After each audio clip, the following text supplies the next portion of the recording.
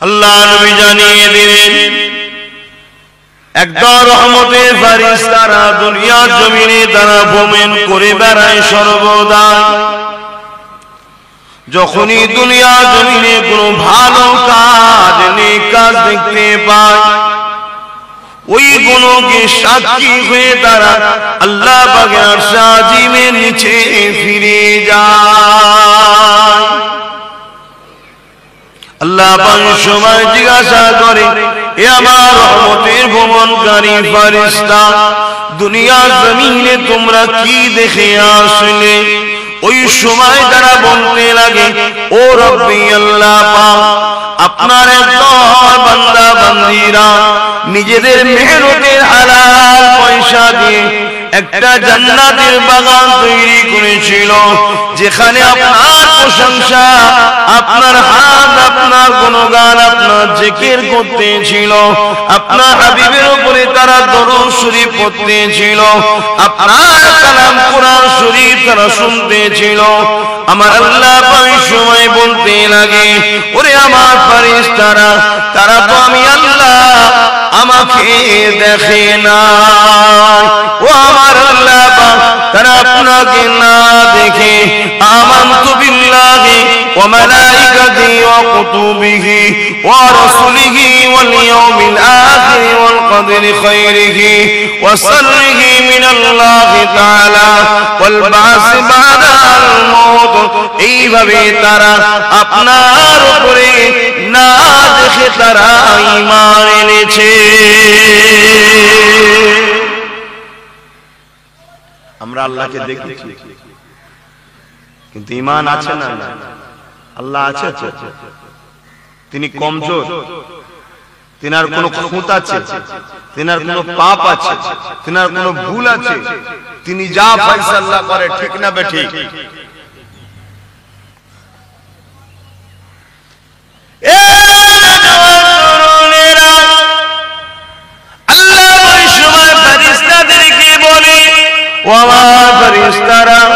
ওরা কেমনি এমনি আলোচনা করে চলে গেল না, এখানে বসে বসে সুবহানাল্লাহ বলেছে, আলহামদুলিল্লাহ বলেছে, আল্লাহু আকবার বলেছে, আপনার পারায়িত্ব তারা স্বীকার করেছে, আপনার গুণগান তারা করেছে, সব কিছু করে আসমানের দিকে খালি হাতটুকু তারা তুলে দিয়েছে।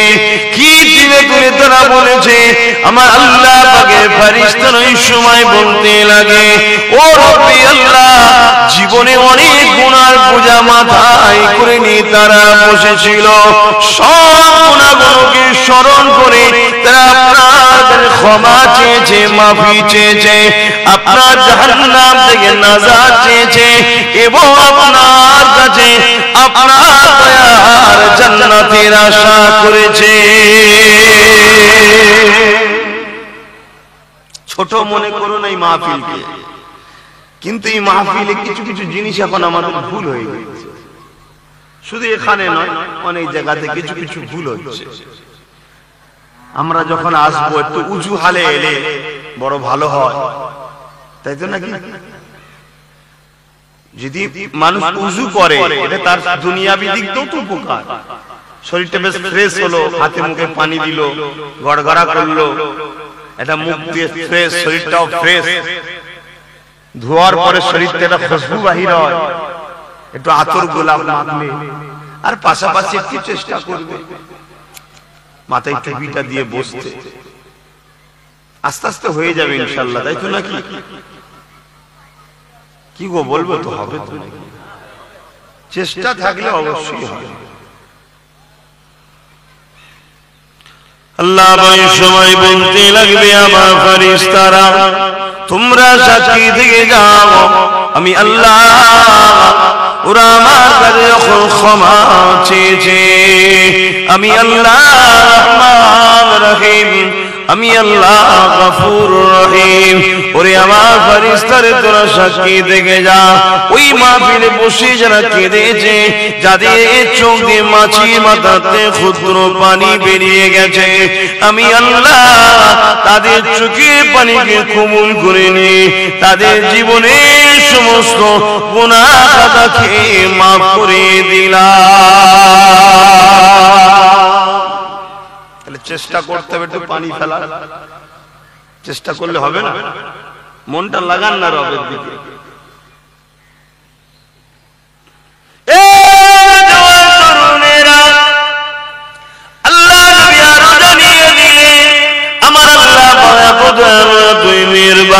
যদি কেউ মাহফিলে বসে বসে আল্লাহ পাকের কাছে হাত তুলে দোয়া চায়, চোখ দিয়ে যদি পানি না বেরোয়, কান্নার মতো মুখটাও যদি করে নেয়, আমার আল্লাহ পাকও জানিয়ে দেয় ফেরেশতারে, ওরা যখন আমার ভালো বান্দা বান্দির সঙ্গে বসেছে, আমার নামাজীদের সাথে বসেছে, আমার হাজীদের সাথে বসেছে, আল্লাহ ওয়ালাদের সাথে বসেছে, ভালো জায়গায় যখন বসেছে, ওদেরকেও নিরাশ করে দেব না।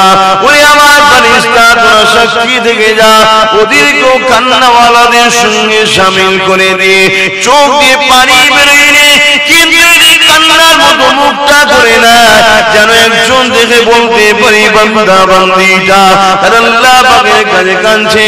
ওরে আমার ফেরেশতারে আমি আল্লাহ পাক দয়াময় দয়া করে, ওরা তো আমারই বান্দা বান্দি, ওদেরকে নিরাশ করে দেব না, আমি আল্লাহ ওদের গুনাহ মাফ করে দেব। আরো জোরে বলুন সুবহানাল্লাহ। আল্লাহ যদি মাফ করে দেয় আমাদের কোনো আপত্তি আছে? কেউ কোন জায়গায় বিচার টিচার দেবেন? আলোচনা অসুবিধা হচ্ছে না তো? ধৈর্য আছে তো? 4:30 পর্যন্ত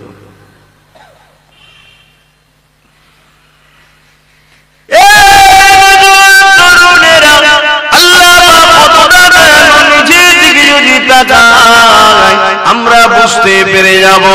এই যুবকেরা কখনো কি চিন্তা করেছো, আমার আম্মা বোনেরা আব্বা জানেরা কখনো কি চিন্তা করেছে কে আমাদেরকে এত সুন্দর দুটো চোখ দিল, এক মুহূর্তের মধ্যে জমিন দেখতে পায়, এক মুহূর্তের মধ্যে আসমান দেখতে পায়, এই চোখ দুটো কি আমাকে তোমায় দিয়েছে? জোরে বলুন, আরো চিৎকার দিয়ে বলুন। কখনো কি চিন্তা করেছেন কে আমাকে আপনাকে কান দুটো দিয়েছে এবং ওই কানের শ্রবণ শক্তি দিয়েছে? কারণ এই জমিনে অনেক লোক আছে যাদের কান রয়েছে, তাদেরকে আমরা সালাম দিলে কিন্তু শুনতে পাই না, তাদেরকে কথা বললে কথা শুনতেও পাই না, কারণ কান রয়েছে শ্রবণ শক্তি না, কান থাকলেই যে শুনতে পাবে তা নয়। আমার আল্লাহ তোমাকে আমাকে কানও দিয়েছে, শ্রবণ শক্তি দিয়েছে। এই যুবকেরা এই নিয়ামতগুলোকে নিয়ে আল্লাহ তাকে শুকরিয়া আদায় করতে ভুলে যেও না গো। কে তোমাকে আমাকে মুখের মধ্যে দাঁত দিয়েছে, আমার বান্দা বান্দি খাদ্য চিবিয়ে চিবিয়ে খাবে, আমার বান্দা বান্দি খাদ্য যাতে উপভোগ করতে পারে। কে তোমাকে আমাকে জবান দিয়েছে, জিভ দিয়েছে, বান্দা এই জিভে তুমি খারাপ জিনিস পড়লে সঙ্গে সঙ্গে তোমাকে রাডারের মতো ধরে দেবে, এটা সিগন্যাল দিয়ে দেবে তোমার পেটে যাবার জন্য নয়। এবং দুনিয়ার জমিনে তোমার এই জিভ যদি না থাকতো তুমি কথা বলতে পারতে না। শুনছেন তো? আল্লাহর কথা বলছি, শুনবেন না? কে দিয়েছে এগুলোর কি মূল্য কম? কিন্তু আমরা সেই আল্লাহ এই দুনিয়া জমিনে কেউ যদি একটু মায়া মমতা ভালোবাসা দেখায়, তাকে খুশি করতে গিয়ে আমাদের স্রষ্টা আল্লাহকে ভুলে যায়।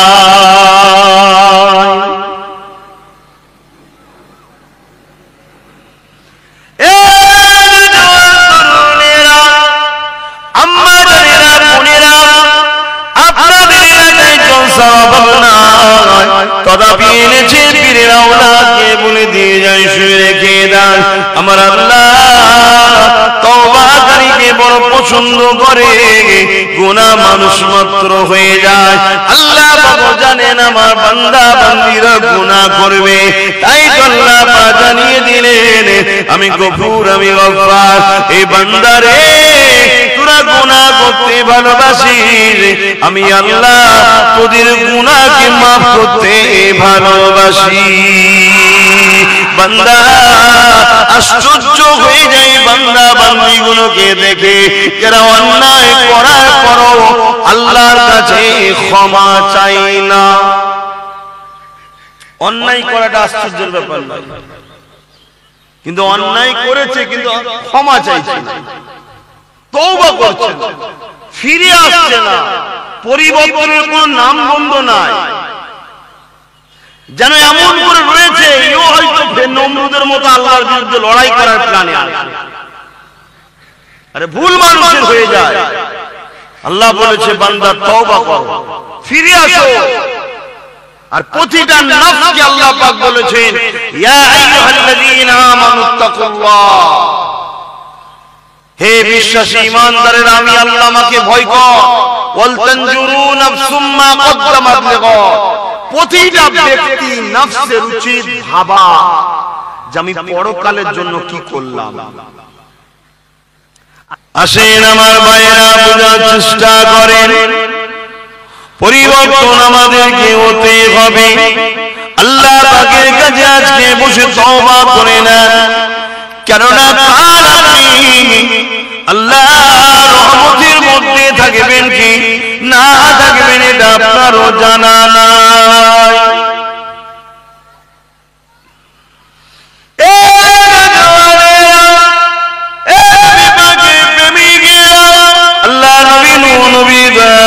জানিয়ে দিলেন যখন কোন বান্দা, যখন কোন বান্দি খালিস অন্তরে আল্লাহকে ভয় করে তওবা করে, যেমন মায়ের পেট থেকে বাইর হলে ওই সন্তানের কোনো গুনাহ থাকে না, ওই বান্দা বান্দিকে আল্লাহ বেগুনাহ বানিয়ে দেয়।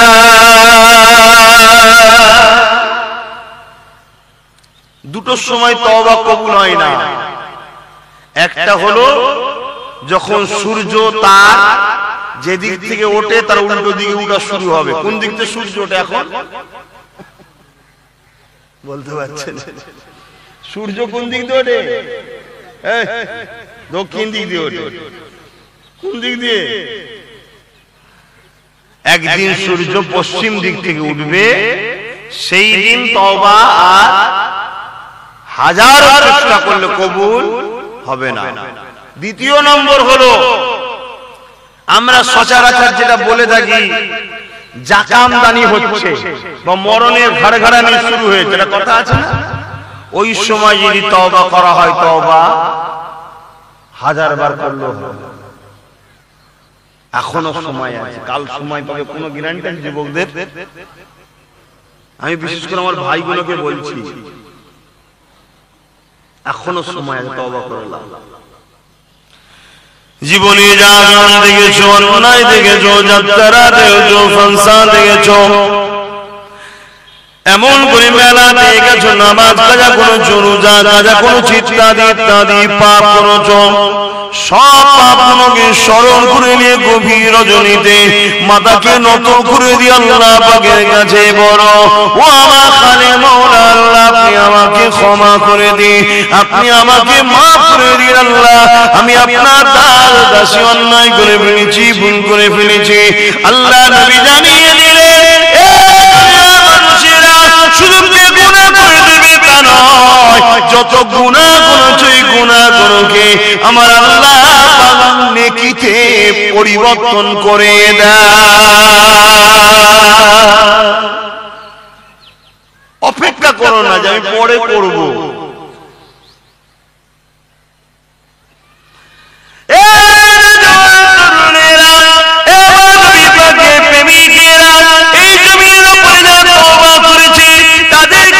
শিক্ষা দেন তওবা করেছিল কারা? এই জমিনের উপরে একটা ব্যক্তি তওবা করেছিলে, জিনার নাম আপনারা সবাই কম বেশি জানেন। আরো একবার স্মরণটা করিয়ে দিই, হযরত হাবিব আজমি তিনার নাম। এই যুবকেরা সবই আমরা জানি, তথাপি বারবার তোমাদেরকে স্মরণ করিয়ে দিয়ে যায়, যাতে করে একবার নয় দুবার নয় 100 বার বলার পরও যদি আমার সোনার ভাই কোনো বোন কোনো দিল যদি একবার তোমার আঘাত লেগে যায় না আর করবো না। অনেক হয়েছে দুনিয়াদারি, অনেক হয়েছে শয়তানের রাস্তায় চলা, না ফিরে এসে আমার মালিকের দিকে, না ফিরে এসে আমার আল্লাহ পাকের দিকে জীবনটা পাল্টে যাবে। এই যুবকেরা যেমন পাল্টেছিল হাবিবে আজমি, পৃথিবী বিখ্যাত শুষ্ক ছিল, এক রান্না তরকারিতে এমন করে দুর্গন্ধ বাহির লেগেছে, পায়খানার দুর্গন্ধ টাটকা দেখতে লেগেছে। হাবিবে আজমি এটা দেখে চমকে উঠেছে, তিনি পরামর্শ দিয়েছে, আপনাকে বারবার আমি বুঝাই, আপনি তওবা করে নেন। আজ আল্লাহ আপনাকে সিগন্যাল দিয়ে দিয়েছে, পরিবর্তন হয়ে যায়। এই সময় হাবিবে আজমি রওনা দিয়েছে তওবা করার জন্য আল্লাহ পাকের ওলি বান্দা দরবারে। এ আমার আব্বাজানেরা, মায়েরা, বোনেরা, আল্লাহর ওলিদের দরবারে যাবে, আল্লাহর ওলিদের সঙ্গে সহবতে থাকবে, আল্লাহর ওলিদের সঙ্গে মিশবে। কিছু মানুষ তো আল্লাহ ওয়ালাদেরকে মানতে চায় না, অথচ আল্লাহ পাক কোরআন পাকের মধ্যে জানিয়ে দিলেন, ইয়া আইয়ুহাল্লাযীনা আমানুত্তাকুল্লাহা ওয়া কুনু মা'আস-সাদিকিন। হে বিশ্বাসী ঈমানদারেরা, তোমরা আমি আল্লাহ পাককে ভয় করো, ওয়া কুনু মা'আস-সাদিকিন, এবং সত্যবাদীদের অনুসরণ করো। এই সত্যবাদী কারা? মিনান নবীন ওয়াস সিদ্দিকিন ওয়াস শুহাদা ওয়াস সালিহিন, যারা হলো আল্লাহর প্রিয় বন্ধু। জোরে বলুন সুবহানাল্লাহ। আপনারা তো আল্লাহ কারে আল্লাহ ওয়ালাদেরকে মানেন তো নাকি? এখানকার মানুষ তো বেশিরভাগ আমার কালিমুল্লাহ চাঁদান হুজুরের খানকায় যেতেন, বা আজও হয়তো যাবেন, যে রাজগার করবেন। আল্লাহ অন্তরকে পরিষ্কার করে দেন। যাক, হুজুর কেবলা যখন আসতেন, আশা করছি এখানকার মানুষ তো যেতেন। হুজুরের সঙ্গে যোগাযোগ এবং ফুরফুরা শরীফের সঙ্গে আপনাদের তো যোগাযোগ আছে। আল্লাহ ওয়ালাদের দরবারে যাবেন, এটাকে অনেকে অস্বীকার করে। আল্লাহকে হেদায়েত করুক, বলুন আমিন। কেননা হযরতে ইব্রাহিম, হযরতে মুসা কালিমুল্লাহ আল্লাহ ওয়ালার দরবারে গিয়েছিলেন। জোরে বলুন সুবহানাল্লাহ।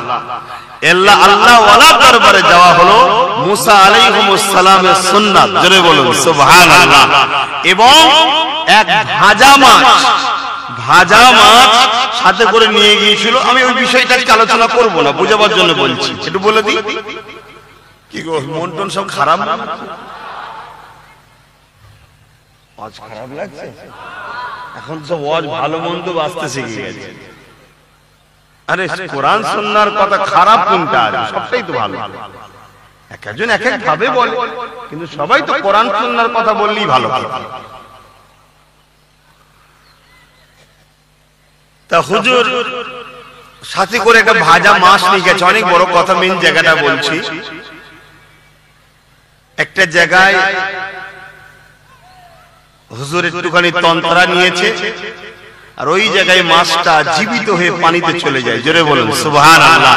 যেখানে খিজির আলাইহিস সালাম ছিলেন, বেশিরভাগ রায়াতে আছে উনি নবী নয়, উনি ওলি, আল্লাহ ওয়ালা।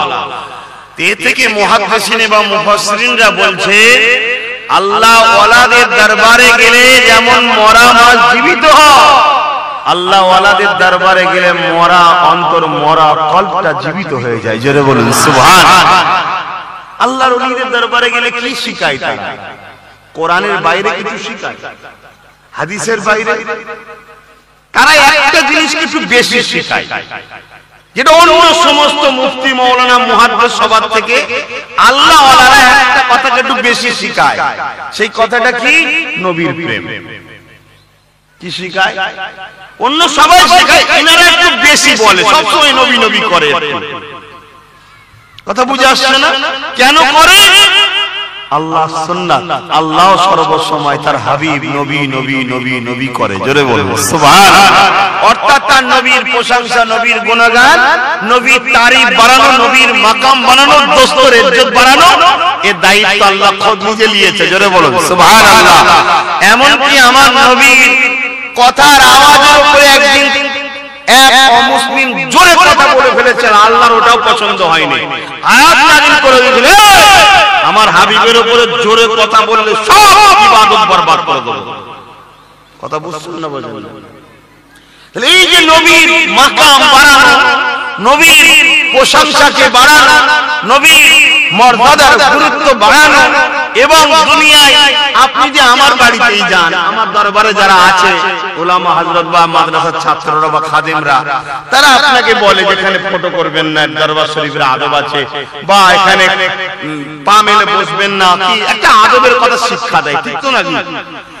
দুনিয়ার কোন বাদশার দরবারে গেলে সেই বাদশার সৈন্য আছে, বাদশার পক্ষ থেকে অনেক লোক রাখা আছে, তারা দরবারের গুরুত্ব শিখায়। আহা, আমার রাসূলের দরবারের গুরুত্ব কে শিখায়? খোদ আল্লাহ নিজে শিখায়। জোরে বলুন সুবহানাল্লাহ। নিজে দায়িত্ব নিয়েছে। এমনকি একদিন একটা ছোট্ট কথা বলি, তারপর ওইদিকে বলছি। একদিন নবী সাহাবাদেরকে দাওয়াত দিয়েছে নিজের বাড়িতে। সাহাবা হুজুররা খেয়েছে, খাওয়া দাওয়ার পরে একটুখানি এইরকম একটা মোমেন্টে ভাবছে একটু রাসূলের সঙ্গে বসে একটু কিছু কথাবার্তা আলোচনা করব। আমার রাসূল পাক সাল্লাল্লাহু আলাইহি ওয়াসাল্লাম সাথে কথা বলছে, আমার আল্লাহ জিবরাইলকে পাঠালো, জলদি করে যাও। আমার হাবিব বড় লজ্জা করে, কাউকে কিছু বলতে পারে না, কিন্তু সবাইকে আমার হাবিবের ঘর থেকে বেরিয়ে যেতে বলো, কারণ আমার হাবিব খাবার পরে একটুখানি কাইলুলা করবে, একটু শোবে। জোরে বলুন সুবহানাল্লাহ। কত খোঁজ রেখেছে, বুঝতে পেরেছেন? এই জন্য সেই আল্লাহকে খুশি করার জন্য আল্লাহ ওয়ালারা তাদের কাছে গেলে একটু নবীর কথা বেশি বলায়, আর এই জিকির একটু করায়, আল্লাহ আল্লাহ আল্লাহ আল্লাহ এরকম করে ডাকায়। কেন? এই বাঁয়ে স্তনের 2 আঙ্গুল নিচে একটা গোশতের টুকরো আছে, কাল, আপনারা সবাই জানেন, তারপরেও বলছি কাল। এই কালটা যার নাপাক, পুরো শরীর নাপাক। এই কালটা যার পাক, পুরো শরীর তার পাক। এই কালটা পাক করতে গেলে আল্লাহ নামে জিকির করতে হয়। জোরে বলুন সুবহানাল্লাহ। এজন্য ওলি আল্লাহরা করায়, তার আল্লাহ ওয়ালাদের সঙ্গে সম্পর্ক রাখতে হবে না, হবে না। আল্লাহর ওলি বান্দা হযরতে হাসান বসরি দরবারে হাবিবে আজমি যেতে লেগেছে। তৎকালীন সময় আল্লাহর ওলি ছিলেন জগৎ বিখ্যাত নাম কোন আল্লাহর ওলি হযরত হাসান বসরি দরবারে হাবিবে আজমি যেতে লেগেছে। কি যুদ্ধে নিজের মধ্যে একটা ভয় শুরু হয়েছে, অন্যায় করে ফেলেছি, ভুল করে ফেলেছি, খাতা করে ফেলেছি, তওবা করতে যাব, এই জন্য রওনাটা দিয়েছে।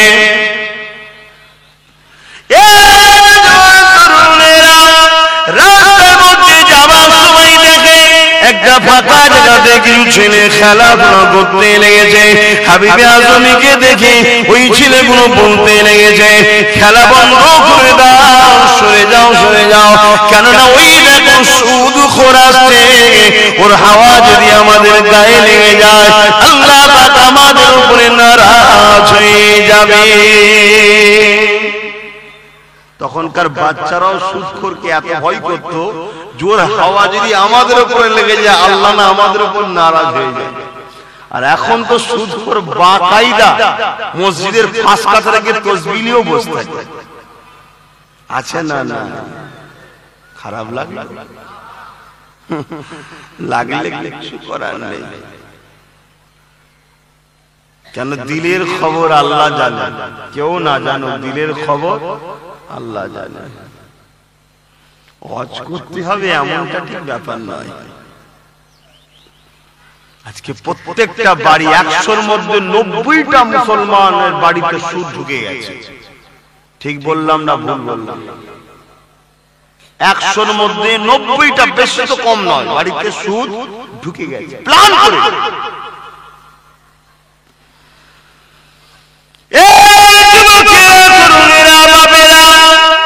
এই সুদের টাকা খেয়ে আল্লাহ ডেকে কোনো লাভ হবে না।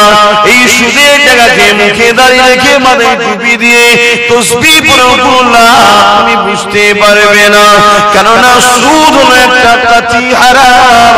আল্লাহর হারামকে কেউ হালাল করতে পারে না, আল্লাহর হালালকে কেউ হারামও করতে পারবে না। এই সুদ আমাদের মধ্যে এমন ভাবে ঢুকিয়ে দেওয়া হয়েছে, এটা তো একটা ইসলামের দুশমনদের পিলার, যাতে করে আমরা সুদের মধ্যে জড়িয়ে গিয়ে আল্লাহ বিরোধী হয়ে যায়, আমার আল্লাহ আমাদের উপরে আযাব গজব দিয়ে ধ্বংস করে দেয়। এই জন্য ইসলামের দুশমনেরা এই পরিকল্পনা করতে লেগেছে।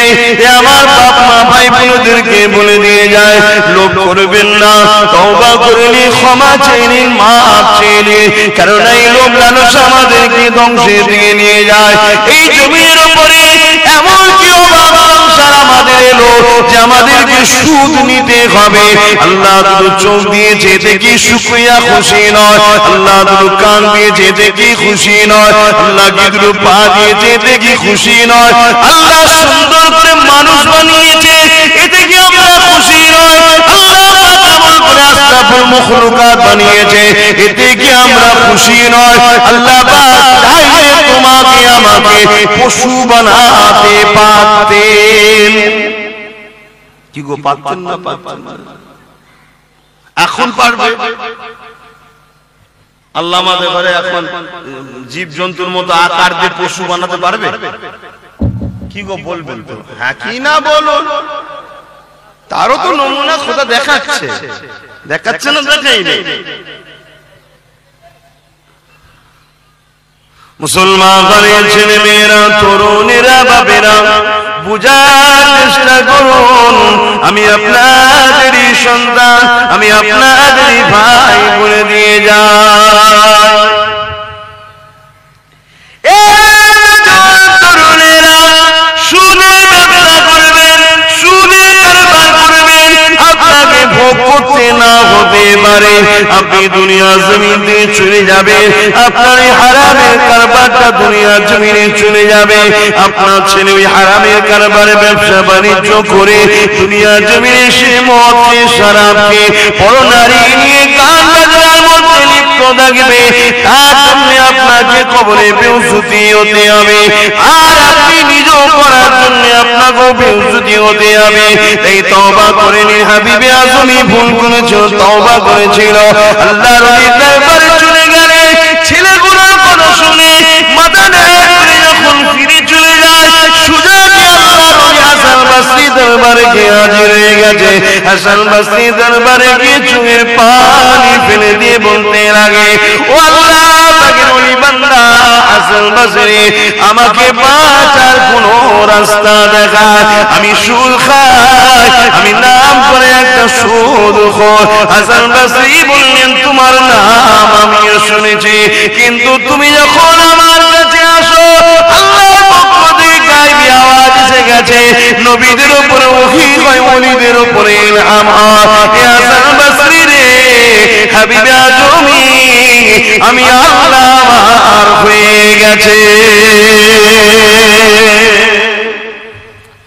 মনের মধ্যে তুমি তওবা করার মতো অনুশোচন নিয়ে আগে যাও, যাবার আগেও যদি মারা যাও, আল্লাহ কিন্তু সব দেখে নিচ্ছে, তোমাকে রেহাই দেবে।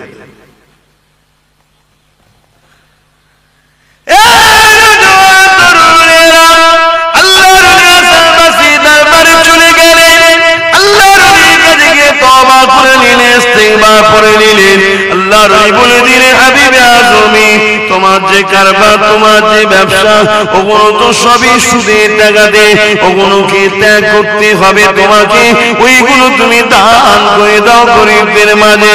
এইভাবে তুমি ফিসাবিলিল্লাহ তুমি এমন করে সব দিয়ে দাও, তার কোনো আশা রেখো না, কোনো আশা না রেখে এমনি দিয়ে দাও। এইভাবে সব কিছু দিয়ে দিয়ে হাবিবে আজমি তওবা করে নিয়ে তিনার স্ত্রীকে নিয়ে রওনা দিলেন জঙ্গলের দিকে। গভীর জঙ্গলে গিয়ে গাছের পাতা দিয়ে একটা ঝুপড়ি ঘর বানিয়ে দিয়ে তার মধ্যে হাবিবে আজমি স্ত্রীকে নিয়ে থাকতে লাগলো।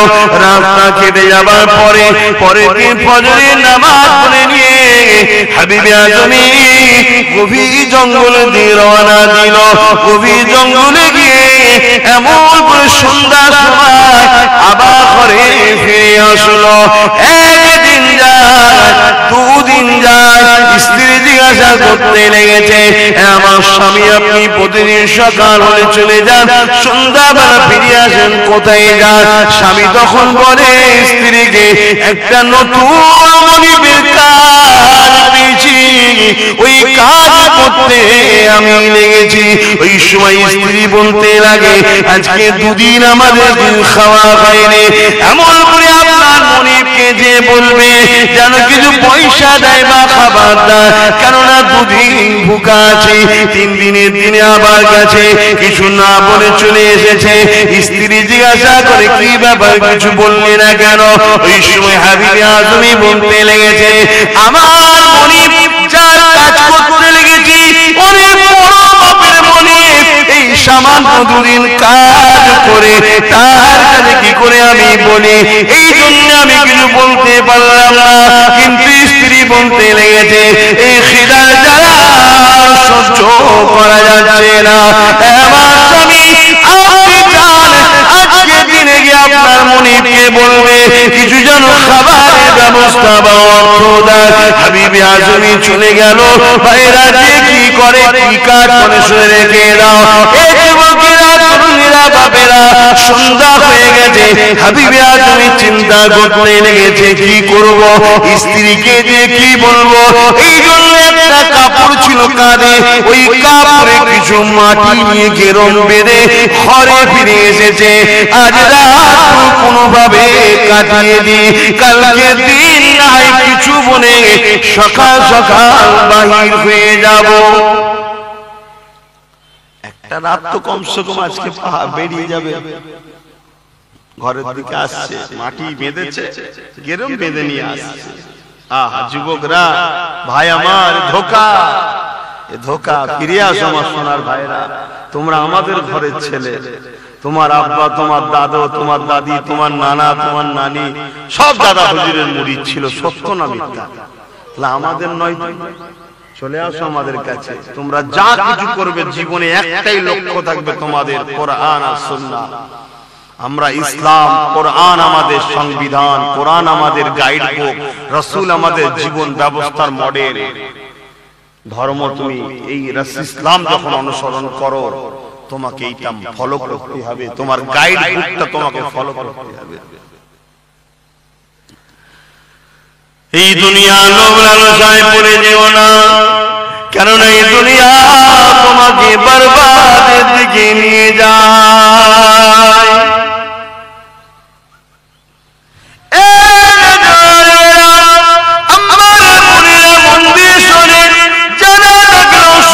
পরিবর্তন অনুশোচন করুন। আল্লাহ পাকের মাহবুব বান্দা হাবিবে আজমি তওবা করি বান্দা এমন করে ওই গামছা গেরম দিয়ে সন্ধ্যা ঘরে ফিরতে লেগেছে। ঘরের কাছাকাছি যখন আসে ওই যে জঙ্গলে গাছের পাতা দিয়ে খড় করা কাছাকাছি যখন আসতে লেগেছে, দেখছে চারিদিকে মা এলাকার ঘিয়ের খুশবু বাহির। কি ব্যাপার, কাছাকাছি আসতে দেখতে লেগেছে আমার স্ত্রী এমন করে উনুন জ্বালিয়ে দিয়ে চুলা জ্বালিয়ে দিয়ে তাতে ঘিয়ের পরাটা ভাজতে লেগেছে, খাবার তৈরি করতে লেগেছে। ওই সময়টা দেখে হাবিবে আজমি অবাক হয়ে গেল। আস্তে আস্তে সে স্ত্রীর পাশে দাঁড়িয়ে সালাম দিল। স্ত্রী দাঁড়িয়ে গিয়ে এমন করে স্বামীকে বলতে লেগেছে, আমার স্বামী সত্যি আপনার মনিবটা অনেক বড়, সত্যি আপনার মনিব অনেক ভালো, সত্যি আপনার মনিব অনেক বড়। কেননা আমার বাড়িতে একজন এসেছিল, বাইরে থেকে আওয়াজ দিয়েছিল হাবিবে আজমির বাড়িতে কেউ কি আছে? আমি বলেছিলাম না, উনি কাজে গেছে। ওই সময় বলেছিল হ্যাঁ, তোমার স্বামী যার কাজ করে তিনি আমাকে পাঠিয়েছে এই খাবারগুলো, এই খাদ্যগুলো, এই জিনিসপত্রগুলো দিয়েছে। আর তোমার স্বামীকে বলে দেবে তোমার কাজেতে তোমার মনে বড় খুশি, আর ভালো করে কাজ করতে আরো বেশি বেশি নিয়ামত তাহলে পাবে, আরো বেশি বেশি পুরস্কার তখন পাবে। এই কথাটা শুনে হাবিবে আজমি চোখে পানি ঝরতে লেগেছে। স্ত্রী বলতে লেগেছে কাঁদো কেন, কি হয়েছে? ওই সময় হাবিবে আজমি বলে আমার স্ত্রী তুমি জানো আমি কার কাজ করি? না আমি তা তো জানি না। কেন তুমি জানি না? এই সময় হাবিবে আজমি বলেছিল প্রতিদিন সকাল হলে আমি ফজরের নামাজ পড়ে বেরিয়ে যাই, গভীর জঙ্গলে গিয়ে নিরিবিলিতে বসে গিয়ে চোখটা বন্ধ করে দিয়ে আল্লাহ আল্লাহ আল্লাহ আল্লাহ করে ডাকি, সেই মালিকের আমার মনিবে দাসত্ব করি, তাকে স্মরণ করি। এইভাবে সেখানে জোহর আসরের নামাজ পড়ে আবার পরে চলে এসে মাগরিবের নামাজ পড়ি। এ আমার প্রিয় স্ত্রী রে, আমি দুনিয়ার কোন মনিবের কাজ করি না, আমি এই আল্লাহ পাকের কাজ করি। যিনি তোমার দরজায় এসে খাবার দিয়েছিল উনি অন্য কেউ না, উনি হলেন আল্লাহ পাকের ফেরেশতা।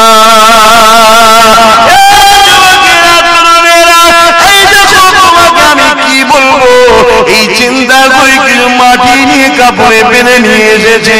যখন তুমি আমাকে বলবে রাত বলবো মনিব কিছু দিয়েছে বলে রেখে দিয়ে সকালে চলে যাব, যে কেরমটা খুলে ডালতে গেছে মাটিটা, আরে আল্লাহ কাদির, ওই মাটি আর মাটি না, ওটা একটা সোনা ঢিলা হয়ে গেছে।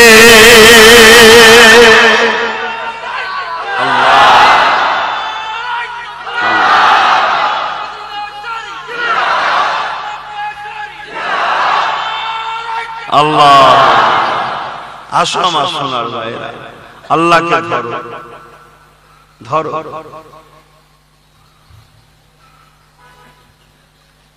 একদল লোক জুন্নুন মিস্ত্রি একজন আল্লাহর ওলি ছিলেন, তেনার কাছে এসেছে, এসে বলছে হুজুর আমরা আপনার কাছে বায়াত হব, আপনাকে আমরা ভালোবাসি, আপনি যা বলবেন তাই শুনবো, আপনার জন্য জান দিয়ে দেবো। আজ কিছু ছেলে বলে আমাকে আপনার জন্য জান বলেন বলেন, জুন্নুন মিস্ত্রি হুজুরকে বলে, তো হুজুর পাশে তাকিয়ে দেখে এক জায়গায় সব ইট টিট সব পাথরটা তো জড়ো করা আছে। হুজুর এগিয়ে যে ইট পাথর নিয়ে ছুটছে ওদের দিকে, যারা বলছিল যেই ছুটছে সব ছুট। তখন জুন্নুন মিস্ত্রি আফসোস করে বলছে হাই হাই হাই, ভালোবাসিস বললি এইটুকু আঘাত সহ্য করতে পারলি না। আমরা আল্লাহকে ভালোবাসি বলি, যদি আল্লাহ একটা বিমার দেয় সহ্য করতে পারি না, দুদিন যদি অভাব দেয় সহ্য করতে পারি না, একটু যদি গরিবী সংসার হয় অমনি মাথা খারাপ হয়ে যায়, আর বলি ভালোবাসি। সে একটু পরীক্ষা করবে না, মনকে তুমি ঠিক করো, তোমার মনই সবকিছু। তুমি যদি তোমার মনকে বোঝাতে পারো আমার মালিক, আমি আমাকে জানা ভালোবাসি, তার থেকে বেশি আমাকে আমার স্রষ্টা আল্লাহ ভালোবাসে। কেন এই শরীরের উপরে আব্বাসের যতটা না ময়া আছে, তার থেকে হাজারো কোটি গুণ ময়া যিনি তৈরি করেছে তার আছে, ঠিক না বেটি? অতএব তিনি যখন আমাকে শুকিয়ে রাখতে চায়, তিনি যখন আমার একটা পা ভেঙে দিয়েছে, তিনি যখন আমার একটা চোখে বিমার দিয়েছে, তিনি যখন আমাকে কিছু আঘাত পরীক্ষা করার জন্য কিছু করছে, তাতে আমাকে ধৈর্য ধরতে হবে। কি গো যুবকরা, পারবে তো নাকি? আল্লাহর পক্ষে থাকবে, রাসূলের পক্ষে থাকবে, মার হবে বা সহ্য করতে পারবে তো? ইতিহাস গুলি দেখো, আল্লাহ পাকের ফেরেশতারা দুইবার সব থেকে বেশি কেঁদেছিলেন। কবার? ইব্রাহিম খলিলুল্লাহকে আল্লাহ পাক যখন পরীক্ষা নিয়েছিলেন, ইব্রাহিম রে তোমার বাচ্চাটা আমি আল্লাহ দিলাম, 90 বছর পার হয়ে যাওয়ার পরে একটা সন্তান, ওই সন্তানটাকে আমার রাস্তাতে কুরবানি করে দাও। হযরত ইব্রাহিম আলাইহিস সালাম হযরত ইসমাঈল আলাইহিস সালামকে এইভাবে যখন জবাইটা করতে যাবে, ছুরিটা হাতে নিয়ে চারবার বাচ্চার মাথার চুলটা উঁচু করেছে, এইভাবে বলে চালাতে যাবে, আসমানের দিকে তাকিয়ে বলেছিলেন আমার আল্লাহ, আমার বাচ্চা আমার কাছে আগে নয়, আপনি আমার কাছে আগে। এই বলে যখন ছুরিটা চালিয়ে দেবে, ওই সময় ফারিস্তা এত কেঁদেছিল, সমস্ত ফারিস্তারা কেঁদে ফেলেছিল। আর কি দৃশ্য, দুনিয়ার জমিনে বাপ বেটাকে জবাই করে দিতে লেগেছে, কিন্তু আমার আল্লাহ পাকের কুদরতি অন্তরে কি ইচ্ছা ছিল ওটা তো ফেরেশতারা জানে না। যখনই ছুরিটা চালিয়ে দিয়েছে, আমার আল্লাহ বলে দিয়েছে ছুরি রে খবরদার ইসমাঈলের গলায় চলবি না, এখনই জান্নাত থেকে তুম্বা যাচ্ছে ওর গলায় চলবি। রক্ত ছিটকে পাকের বাচ্চা জবাই হয়েছে, চোখ খুলে দেখে বাচ্চা দাঁড়িয়ে আছে, আর জান্নাতি দুম্বা জবাই হয়ে গেছে। আমার আল্লাহ বলেছিল, ইব্রাহিম রে, আমি আল্লাহ পরীক্ষা নিলাম, তুমি কামিয়াবি হয়ে গেছো। এখন তোমাকে আল্লাহ পরীক্ষা নেবে, আমাকে নেবে, সহ্য করতে হবে তো।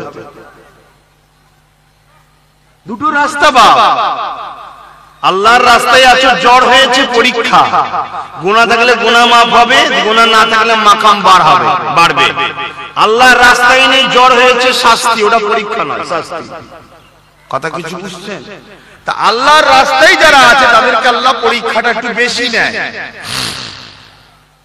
অসুবিধা হয় বলুন, দোয়া করে দিচ্ছি।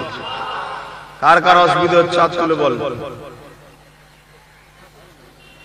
কারো অসুবিধা নেই? আর একবার ফেরেশতারা কবে কেঁদেছিল, যখন আমার নবী মক্কা জমিনে দাওয়াত দিতে লাগলো, মক্কা মানুষরা কেউ মানতে লাগলো না। এ যুবকেরা, মুস্তাফার উম্মতেরা, এ আমার নবীর প্রেমিকেরা, নবী নবী নবী নবী করে চিৎকার দিয়ে ছুটে বেড়াও, বাড়ি নবী নওয়াজ শরীফ করো, নবী ঝান্ডা উড়াতে লাগো,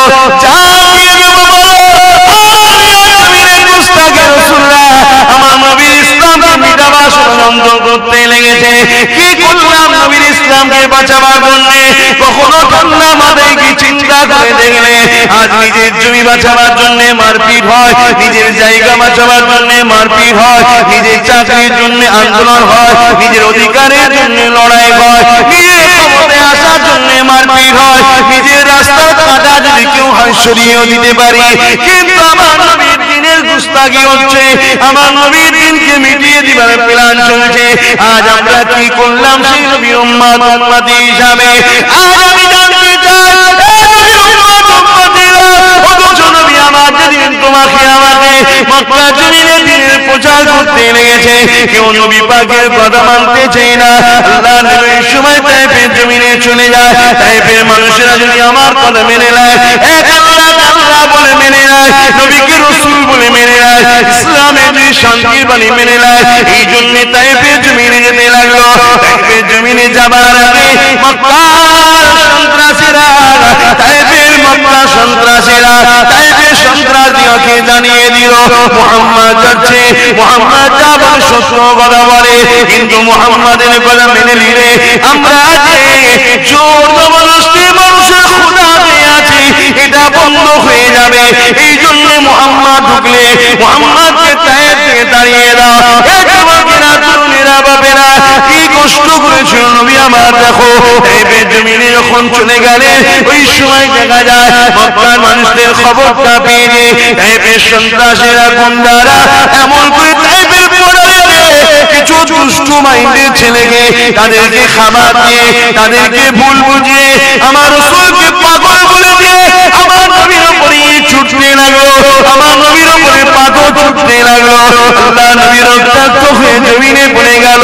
এতবার মেরেছিল নবী পাককে, নবী পাকের শরীরে রক্ত দিয়ে জুতা রক্তে ভরে যায়। এ যুবকেরা, তরুণেরা, বাপেরা, ওই দিন নবী আমার অন্তরে অচৈতন্য হয়ে পড়েছিল। ওই দৃশ্য দেখে আল্লাহ পাকের ফেরেশতারা কেঁদেছিল, গো এ যুবকেরা, আল্লাহ তোমাকে আমাকে ছেড়ে দেবে না। তোমার আমার জন্য দুনিয়ায় ডিউটিটা কি? তোমার আমার জন্য ডিউটি হলো নবী রেখে যাওয়া, ইসলামের মেসেজকে মানুষের দুয়ারে পৌঁছে দেওয়া, নিজে পালন করা মানুষের কাছে পৌঁছে দেওয়া, সেই ইসলামের উপরে জোয়ার আঘাত এলে নিজেদের জান মালকে প্রতিরোধ করা। হযরত আবু বকর সিদ্দিক যখন খলিফা হয়েছিলেন, মুসাইলামাতুল কাজ্জাব বলে একজন আবু বকর সিদ্দিকের সময়তে আমার নবী পাকের খাতমে নবুয়তের বিরোধী বলেছিল। ওই সময় আবু বকর সিদ্দিক সঙ্গে সঙ্গে